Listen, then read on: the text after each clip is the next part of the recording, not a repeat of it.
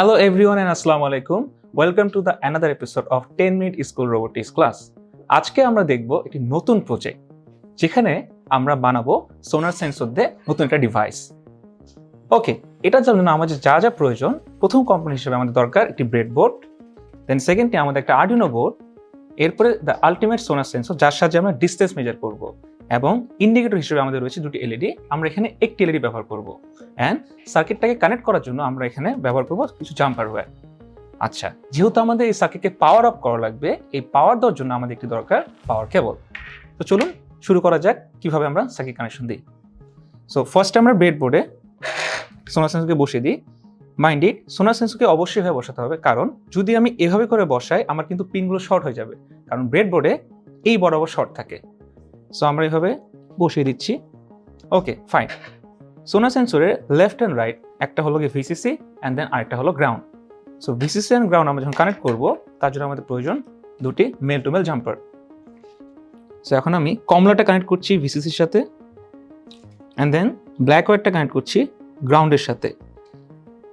ওকে, Arduino যেহেতু 5 volt একটা pin রয়েছে, আমরা এই 5 ভোল্ট পিন দিয়ে পাওয়ার দিব, অ্যান্ড আরেকটি গ্রাউন্ড রয়েছে সেটা আমি গ্রাউন্ড পোর্শনে লাগিয়ে দিচ্ছি। ফাইন।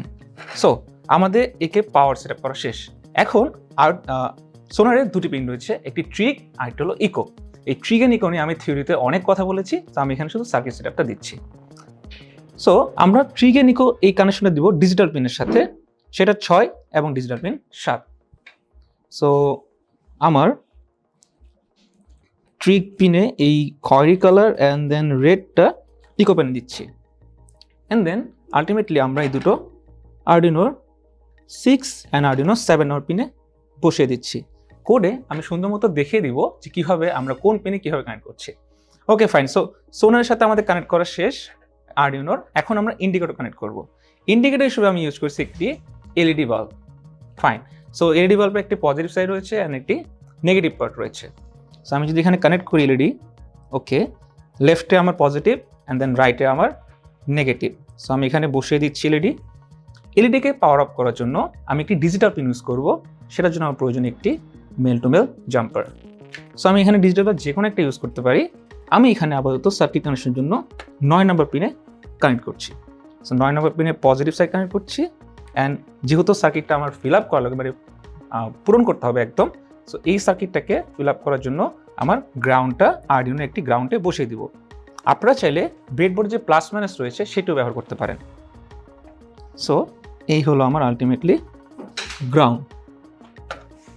ওকে, আমার সার্কিট সেটআপ শেষ। আচ্ছা, এখন আমরা কোড আপলোড করে দেখব এটি আসলে রান করে কিনা। আর মজার ব্যাপার হলো গিয়ে এই কোডটা বা এই টোটাল সার্কিট বা ডিভাইসটাকে আমরা বলছি এটি একটি সোনার রিলেটেড প্রজেক্ট। তো চলুন কোড আপলোডে দেখি এটার আসলে অ্যাপ্লিকেশনটি কি আমার কীভাবে কাজ করে। ওকে, আমরা অলরেডি কোড আপলোড দিয়েছি। এখন আমরা দেখব কোন একটা অবজেক্টকে যদি এর সামনে আনা হয় তাহলে এই এলইডি জ্বলে উঠবে। তবে হ্যাঁ, অবজেক্টকে অবশ্যই 20 সেন্টিমিটার কমের মধ্যে আসতে হবে।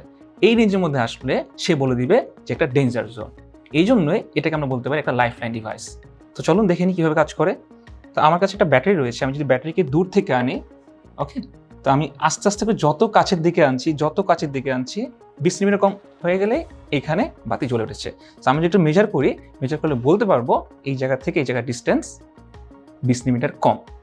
ওকে, অ্যান্ড আমরা যদি রিয়েল টাইম ভ্যালু দেখি তাহলে আমরা স্ক্রিনে দেখতে পাচ্ছি যে এখানে কত সেন্টিমিটার দেখাচ্ছে। অ্যান্ড আমি একটা কন্ডিশন দিয়েছি, আরও কন্ডিশন অ্যাড করে এবং একে আরও মডিফাই করা যায় কিনা, যে শুধু এলইডি ইন্ডিকেটর কেন, একে যে কোনো শব্দ করা যায় কিনা আমরা পরের ভিডিও দেখে নিব। সো আজকের জন্য এতটুকুই।